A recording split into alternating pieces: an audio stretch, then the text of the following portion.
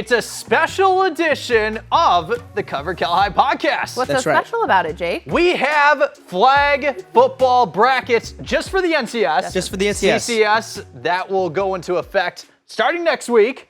I think they're having their meeting this Thursday. They'll release the brackets later this week, but playoffs start next week for the CCS flag football for 4 divisions. But we're going to be talking about 2 divisions. Welcome to the Cover Cal High podcast. I'm your host, Jake Vandenbroek, alongside Aubrey Tolliver, Adrian Soriano. So, okay, let's get after it. Let's do it. It's playoff season. 2 divisions. Okay, so starting off with Division 1. What draws your attention with this D1 bracket? You know, the first, I would say the top seeds are definitely where they need to be. Las Lomas undefeated, should be number 1. Cal 2. Now, where one of the things that really stands out to me is the presence of the East Bay League in this D1 bracket. And we've been kind of seeing it play out all season long, how strong from top to bottom the East Bay League is in flag football. They have 6 teams in the D1 bracket alone, and that presence is almost unheard of when you think of league, and only 4 of those teams make it to the East Bay League tournament just in general. So it's incredible. The breakdown, 6 East Bay League teams. We have 4 WAC teams, West Alameda County, 3 Diablo, 2 Valley, and then 1 of the North Bay. One from the North Bay. So just incredible. And then it's very different when you get to the Division 2. But, you know, aside from a couple questions, I think these are pretty straight up. It's pretty spot on, in my opinion. Adrian, what do you think of the D1 bracket? I'm not surprised about the top 4 seeds, right? Las Lomas, Cal, Liberty, and Heritage. But then, you know what? Honestly, I can't wait. Let's just get to playoffs, man. These are all really, really good matchups. I mean, Amador Valley, Castro Valley, which we will be shooting for the show this week. I mean, that's a great matchup. What matchup are you looking forward to the most? I'm looking forward to, honestly, Granada and Alameda. That is what I have highlighted, That's too. a really, really good matchup. Yeah. Alameda, the defending NCS flag football champions, because they only had 1 bracket last year. Now we're at 2. So that is an interesting matchup. SRV Foothill is another interesting matchup. You know, I thought about that when I was putting the schedule together. Clayton Valley, Logan. Can we go back to Granada, Alameda? Sure. Yeah, let's go back to Granada, Alameda. Alameda, the 12 seed. Yes. Granada, the 5. So we talked about how competitive that East Bay League is, and I think Granada is a great number 5 seed. A surprise with the 12 seeded Alameda, seeing that Alameda just beat California, the number 2 seed, Correct. just a couple weeks ago before the East Bay League tournament. I think this could be a trap game. This could be a trap game. You know, I'm just saying, it could be a trap game. I mean, you talk about the fact that Alameda going on to beat Cal earlier this season. So it just shows you that they can play with some of these top East Bay League teams. Absolutely. Yeah. But it's almost not, because Granada has played like the underdog in every single game they approach. They have Katie Vale, who ended up being the East Bay League Player of the Year, Offensive Player of the Year. Katie Vale, the quarterback. And truly, every game that I have covered with Granada, they grind. They never go into any game thinking they're going to win. And so and with Alameda coming in as a 12 seed on paper as the underdog, even though they are the defending NCS champs, I truly think that that's going to be one of the best opening round games we have. Absolutely. I mean, even though there's a 7 seed difference between the 2. This Alameda, right? This is not a rare territory for them, man. They've done this last year as the double number seed. They were a 4 seed last year. Oh, were they a 4 seed? They were a 4 seed last year. It was Alhambra. It's Alhambra. Alhambra was the low seed. Right. Mm-hmm. But playoff experience, championship DNA in Alameda. Listen, man, I wish we could shoot this game. If we only had like 20 games on the show, I'd put this game in. But How about you, Jake? I'm looking forward to Clayton Valley and Logan. Yeah, that Logan kind of took a little tumble, but this is going to be an interesting matchup. I like this matchup for Clayton Valley and Logan. I mean, these are two fierce teams. James Logan, they're coming off a heartbreaking loss that they took from last Saturday for the league title out of the WAC Foothill, losing that to Castro Valley. So I think this James Logan team is going to be all fired up and ready to go for the postseason. But Clayton Valley is a very scrappy team. They are the only ones out of that Diablo League that really put Las Lomas to the test. And we shot that game, I believe it was back in September. Nikon shot that, as a matter of fact. Yes. And listen, your memory just is so astounding. but with Clayton Valley, they are a very scrappy team. And another game that I am really looking forward to, it's Amador Castro Valley. That one will definitely be on the show this week. I mean, Amador Valley, right? Must-win situation for them last week. Was it last week or the week before? Against Foothill, and they won that game and really almost made it to the championship game for the East Bay League. Do not be surprised if whoever wins this first-round matchup could possibly punch their ticket to the semifinals. Okay. Yeah. Because the winner of that plays most Las likely Lomas. The winner of Las Lomas Berkeley. Yeah.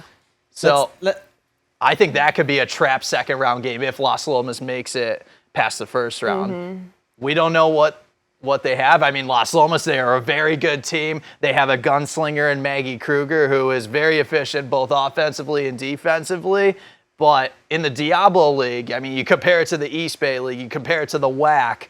I mean, those are some tough leagues. So that's going to be a very interesting test for Las Lomas if they can get past that first round. Yeah, incredible. And we're not even talking about Foothill, man. Foothill's the dark horse. I know. Foothill, we got Santa Rosa Valley Foothill round Foothill one. is the dark horse. And that's what happens when you have 6 East Bay League teams. You got to play each other in the first round. Didn't I say a few weeks back that Foothill was going to be a low seed and they were going to be in this position where watch out for Foothill. They could make a run and do something. Absolutely. I think they're one of the biggest sleepers, without a doubt. Yeah. Oh, absolutely. They are the dark horse. You've been calling them a sleeper all season. Absolutely. Yeah. I mean, you look at this Foothill team. I mean, you look at some of their games that they lost to. You shot Foothill SRV back week in one.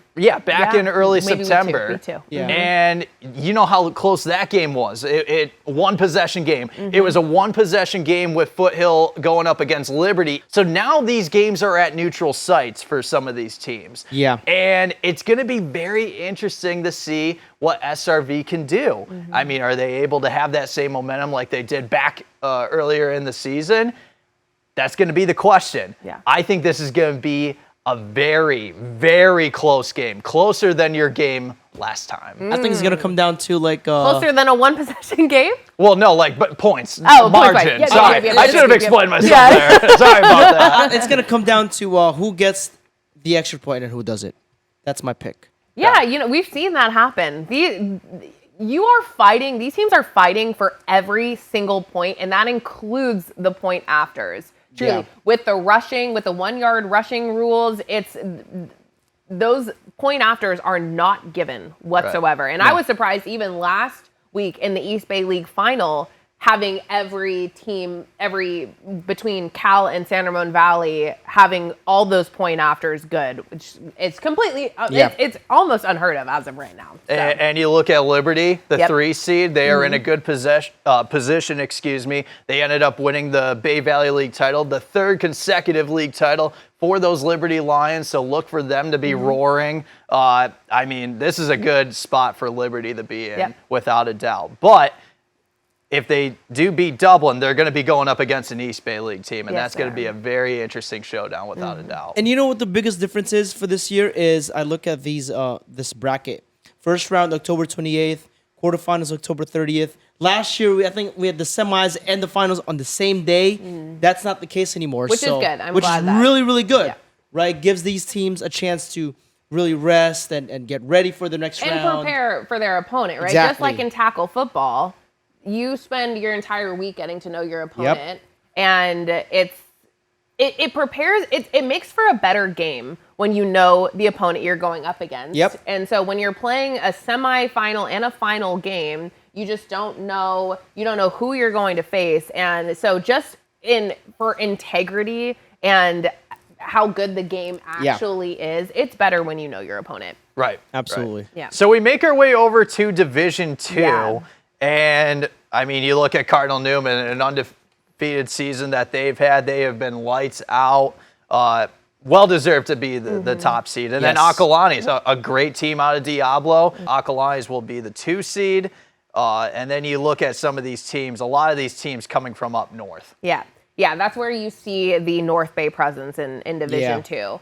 And I'll tell you something that is surprising, I will say, because I don't know the head-to-head matchup, who won between College Park and Acalanes, but College Park came in 4th in the Diablo. Correct. Acalanes came in 3rd, but Acalanes has a Division 2, and College Park has Division 1. Maybe it's their non-league schedule. Yeah. Right. Maybe that's what got College that Park. was just something that was surprising to me between the two, because I love to break down the split. It's like who almost made it into Division 1, who got lucky kind of dropping into Division 2. So Right. I always find the split between like the 13 through the 16 and then the 1 to the 3 between that's so interesting to me. That's on right. who drops down into Division 2, because it's just interesting because Acalanes did come in 3rd place Right. Correct. and College Park in 4th in that league with very similar records. College Park 15-6 in the regular season,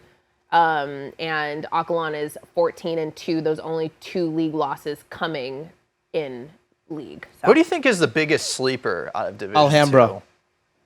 Alhambra.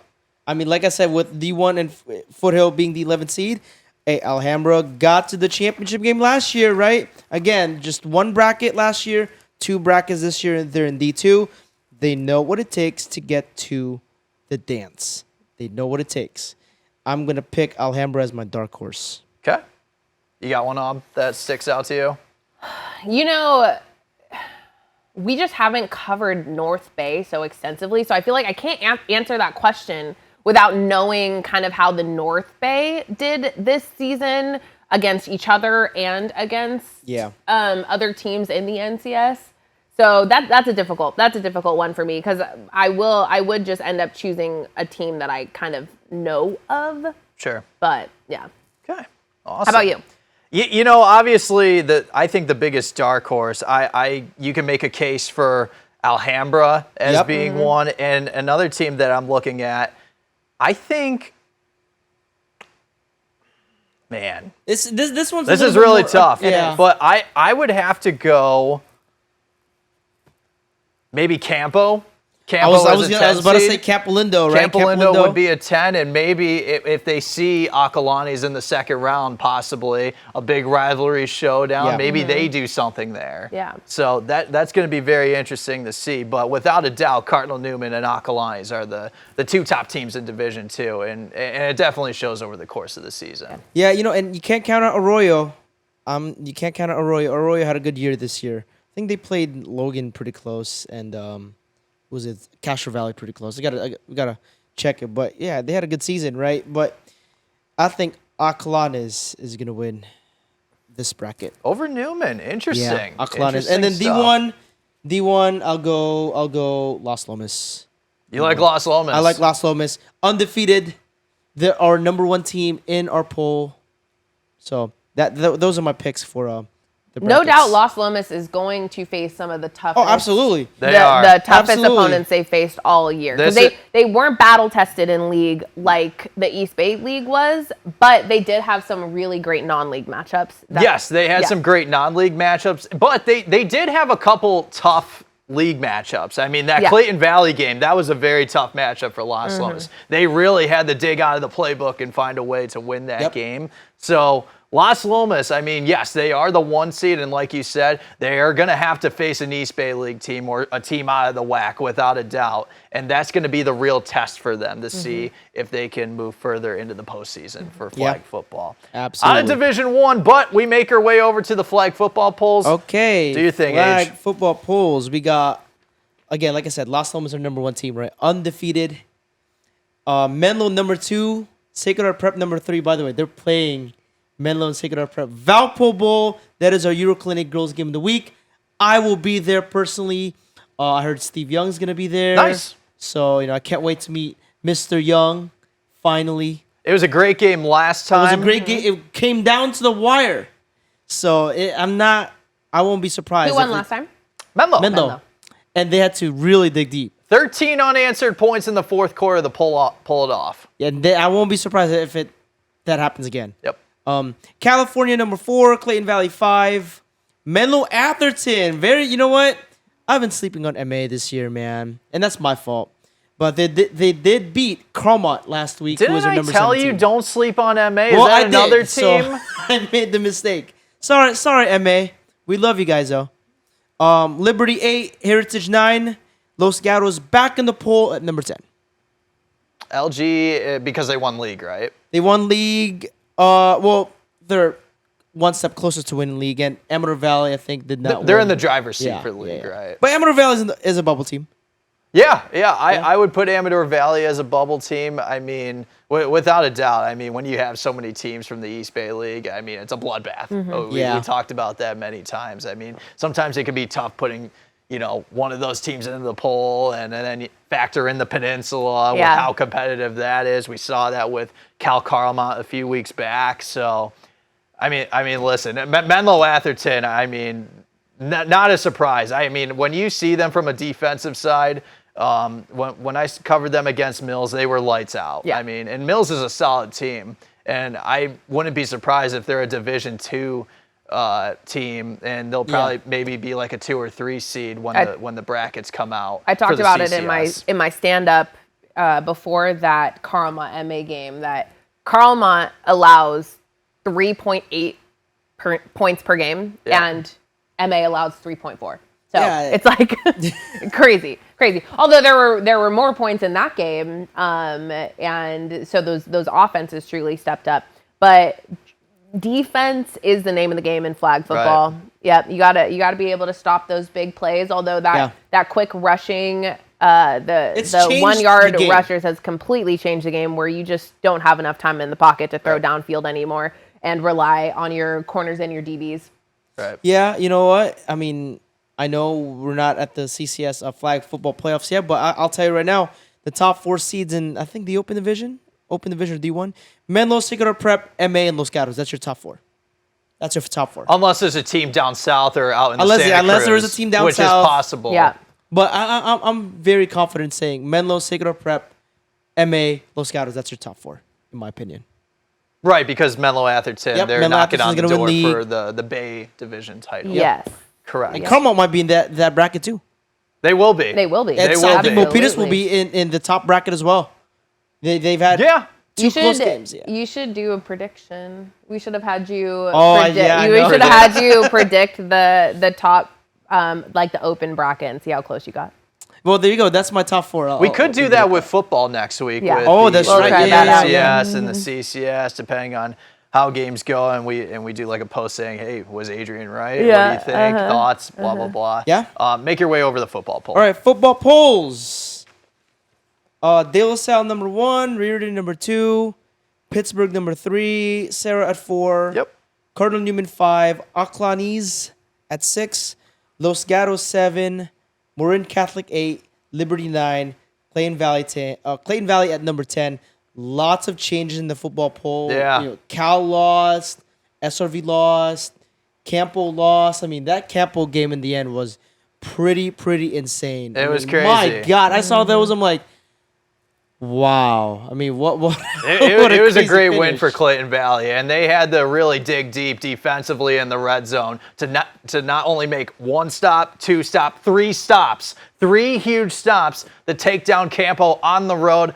That's a very impressive win for those ugly Eagles. Yeah. So is Monte Vista, right? Monte Vista beat Cal last week. Yep. That's very impressive. Yeah. I mean, Cal was on a roll this year, and now kind of tumbled. So and that's what that's my next question for you. So Cal is rolling. They are undefeated. They are playing some lights out football. They hit a little bit of a bump. Lost last week to Monte Vista. Only 1 loss. They're completely out of the poll. Why is that?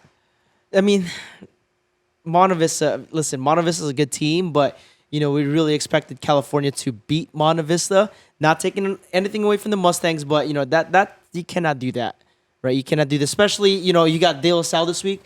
you really need all the confidence in the world to really prepare yourself. So, but again, also Clayton Valley, they're on a roll right now. I mean, they're tied for first place.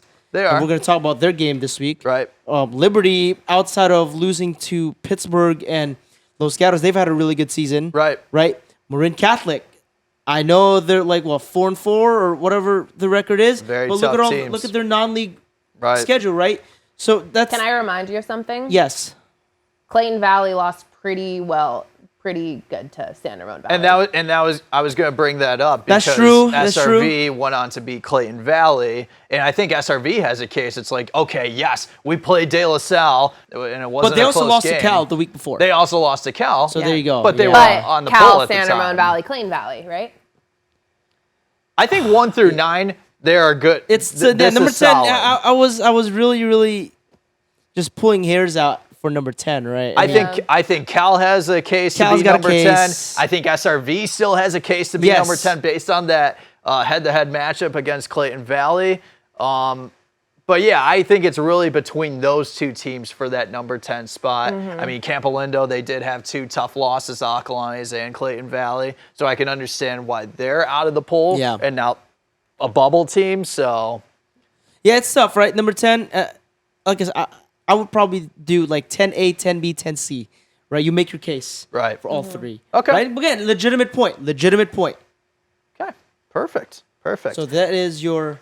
And let's Football stick poll. with the Diablo Foothill League. And this is a great showdown.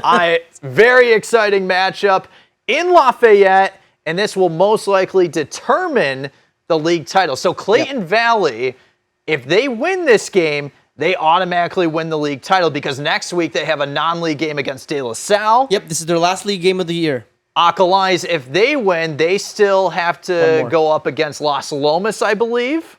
Yes, because Camp was playing Miramonte next week. The final week of the, Yeah, that is the rivalry regular week for season. a lot of so, teams. this is a huge game. Yeah. Yeah, oh man. And Robert's got this game. Oh boy. I mean, listen, Acalanes offensively, they have talent, man. So defensively. Defensively, they're good too, Yeah, right? yeah, they're a great all-around team. We have already started our player of the year talks. Yep. And there are, 3 players in discussion between these two teams alone. But truly, I am very, very happy with how the Diablo League is panning out. And it's just incredible football to watch. Didn't I say the Diablo I League is the 100% most entertaining league this season? You did, and I just when you think of the East Bay, when you think of the schools over there, you think of the East Bay League. Even though Right. it's De La Salle on top usually, but everyone who fights for that second place spot in the East Bay League is just been great. But and historically, the Diablo League hasn't been as competitive as East Bay League, but my goodness, this year it's every single week we are previewing a matchup, we are recapping a matchup. Yeah. That is just game of the year worthy, basically. Acalanes defensively, I think the main key, if they want to take down this Clayton Valley team, they're going to have to stop Jadis Lucky, without Absolutely. a doubt. Yeah. And I will say this, though. Jadis Lucky did have 180 rushing yards Which is on the low and end. a touchdown. But Clayton Valley, they are known for its rushing attack. They gave the ball to Jadis 36 times. They kept feeding the ball to Jadis. He runs that offense. He runs that offense. Yeah. It's going to be very important for Acalanes to stack the box and to contain Lucky. We talk about Lucky, but I wish I had the list of his offensive linemen because the running game always starts with the line, always starts with the trenches. And Sure. so I want to give kudos to that line. But Acalanes has some size. They do. Acalanes has some size, especially on the defensive line. So it's in order for Jadis to succeed, it's going to be a battle in the trenches. Right. Just a huge battle in the trenches. And you know what? Acalanes, first of all, are we really surprised that the Diablo Foothill League is competitive this year. I wasn't surprised. I mean, we've had chaos for the past, 2-3 seasons, right? But, for Acalanes, they're going to sell out on the run. So can Clayton Valley move the ball through the air? I think that's going to be the X factor. And they did show that against Campolindo, where they have a 2-quarterback system that they run with Mirza Mann and Nolan Lopez under center. Mirza Mann took good command of that offense majority of the game. And if Mirza Mann needs to make a play, he will do it. That's he had 2 touchdown passes in that win over Campo. So, they will throw the ball if need be. Yeah, that's going to be the X factor in this game, right? Can they move the ball effectively through the air? Because, listen, Jadis will get How his. is Clayton Valley secondary? I thought Clayton Valley secondary played very well, especially in the second half.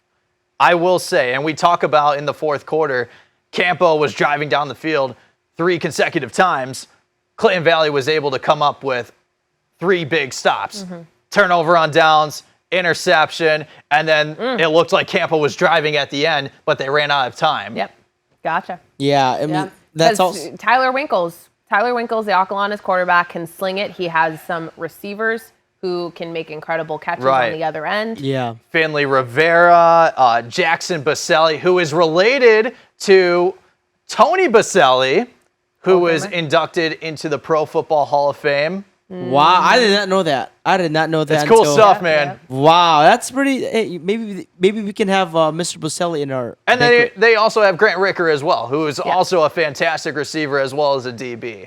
Yeah, that's going to be key for Clayton Valley's defense, right? Can they contain the passing attack? Right, they have to contain the passing attack. They have to. They have to do it, right? And you talk about the passing game. I think there's some receivers for Clayton Valley that really need to step up. And EJ Okiri had a great game for those Uggs. He had a touchdown reception over Campo. And then also Jaden Richards. I think those two have to have big games as well in order for Clayton Valley to get past Acalanes. Looking forward to it. Robert's got a good one. Yes, and he you know does. what? This could have been our Mancini's dream matchup, but unfortunately, it is not, because our Mancini's dream matchup is what, Jake? Marin Catholic and Cardinal Newman. We're At doing Newman. it. Hello, Newman. We're heading to Santa Rosa. And this is going to be an exciting showdown. And this is also going to be a battle for first place in the Redwood Empire Conference Adobe League. This is a very, very exciting matchup. And whenever Marin Catholic and Cardinal Newman go at it, you are in for a treat. And this is going to be a very physical game. That Clayton Valley Acalanes game, I think that's going to be high scoring. I think this is going to be low scoring. Okay. And I covered that game last year in the regular season in Marin Catholic, right? I mean, Marin looked really good last year in the regular season, and then in the playoffs, Newman beat him. So, boy, oh boy, it's going to come down to who has the ball last. And this is going to be a physical game, low scoring, I think. I mean, both defenses, starting off with Marin Catholic, they're coming off back-to-back shutouts over Vintage and Rancho Cotati. And that's not easy to do. Vintage is a good team. Vintage is a good team, guys. Yeah, and Cardinal Newman, That they're league coming is off. competitive. Yeah, for sure. And Cardinal Newman, they're coming off a shutout against San Marin. That's not easy to do either, right? San Marin's a good team. Yeah. Right? No, these are two very good ball clubs. Don't be surprised if the polls change next week based on this game. But man, oh man. I mean, starting off with Marin Catholic, I mean, you talk about Jared Geisberger offensively. He is a key asset to that team. Now, he did suffer an ankle injury last week in their win over Rancho Cotati. So is he going to be able to go? I don't know. Hopefully, from a health standpoint, he'll be ready to go, because he's a big part of that offense, without a doubt. And then you look at the quarterback situation for MC. Is it Dylan Skrinar? Skrinar, yes. And he's a sophomore. And he's doing a really fine job commanding that offense. Doing a good job. A dual threat quarterback. Quarterback. He can run. He's got great arm. And then obviously defensively, we've covered Vince Tarantino going at it in the trenches. I mean, that man is a beast. He had 3 sacks last week over Rancho Cotati. Wow. Yep. And then when big defensive matchup. Right, Absolutely, big defensive matchup. Now, I think for Cardinal Newman, and this was very surprising to me last week. Cardinal Newman's offense won 17-0, 141 total yards of offense. That's it. 141. Defense, man. Defense wins championships. Defense wins championships. Cordell Strand for Newman. He had a big game defensively, 75-yard punt return touchdown, as well as a pick for Newman. But defense wins championships. Who you got, Adrian? Yeah, well, first of all, Cardinal Newman's coach, right? Coach at Mater Dei, right? So that really, really helps. Having a coach that knows how to win big games. I mean, he did it at Mater Dei a few years ago, right? So that really helps. By the way, Cardinal Newman loves us, man. I will never forget. Do you have 707 faithfuls in your DMs? No, unfortunately No, not. But I do remember one of their players last year. They were like, "Hey man, did you get your shoes?" Because I was talking about like shoes, one episode. So yeah, they Newman walked the pod. Hello, Cardinal. What's up, Newman? Yeah, hello, Newman. I am going to pick Cardinal Newman to win. Should I do the score? If Geisberger's healthy, you still think Newman's going to win this game? Even if Jared is there, I think Newman's defense is so good. Home game too. Yeah, home game too, right? Home game, right? Home field advantage. I will go Newman 17-13. I think the whole town of Santa Rosa is going to show up to this game. Oh, absolutely. I think so too. Yeah, I think this is a game where both teams will not even crack 20 points. No. I think they didn't crack 20 points last year too. Well, are you talking about the playoffs or are you talking about the regular season? I think both games. I want to say definitely Newman beat Marin Catholic last year in the playoffs 20-7. Okay, so they cracked 20. Okay. So, I mean, very low scoring. And Cardinal Newman, I mean, defensively, if it's a low-scoring game, that works in Newman's favor. I mean, they know how to win those ugly games. I mean, good teams find a way to win ugly. Yeah. And Cardinal Newman can do that. You know who comes to mind is De La Salle. De La Salle, through this entire strand, or just this season. Just through their history. Those close games, they always win. Right. They always win a close game, whether it's by 1 point, whether or not it's by 3 points. It doesn't matter. And that's kind of what you're saying about Cardinal Newman. All about coaching, right? All about coaching. And right now, if the playoffs started today, these two teams would be in the open D1 bracket. So whoever wins this game will move up in those rankings, possibly, because right now I think Cardinal Newman is at the 3 or 4 spot, and then MC is at 5 or 6, if I recall correctly. So there could be some movement depending on the outcome of this game. And speaking of movement, that Clayton Valley Acalanes game too, that's going to factor into the rankings as well. More so with Acalanes if they win or lose. Clayton Valley is not in that position yet. They could put themselves in there last minute. Yeah, it's very possible, but as of right now, Liberty is hanging in there. And then San Marin's, I think, is the number. Man, poor San Marin. 2 years in a row, they're going to be the number 8 seed. And they have to travel up to De La Salle. I didn't make a prediction for this Acalanes game. I'm picking I'm picking Acalanes 31-24. Exciting stuff. Man, I can't. We're almost in the play. Well, technically, we're in the playoffs now. For flag and volleyball. I'm really happy we get to go up north. Jake, hey, I'm you know excited. What? Yeah, I'm very excited. That's all you. They will always be talking about how we need to be covering those schools, and we'd love to. It's just the closest school is a 2-hour drive from our office where we're sitting. And you know what? I was talking with Jake about this a couple of weeks ago, like Marin and Cardinal Newman. He's like, give me that game. Like, I want that game. It's all yours, man. It's the North. Is that a Friday night? That's a Friday night game, 7 o'clock. I'll be covering that game, and let me tell you, you cannot sleep on the North. The last time I covered a game up in Santa Rosa, I got myself a hotel room. It was Acalanes. It was Acalanes. Football, right? All right, Bronstein, better pay for my hotel. And it's safe to say, you've been covered. Oh, we hit the camera. Oh, Perfect. all right. Perfect. All right. We're done.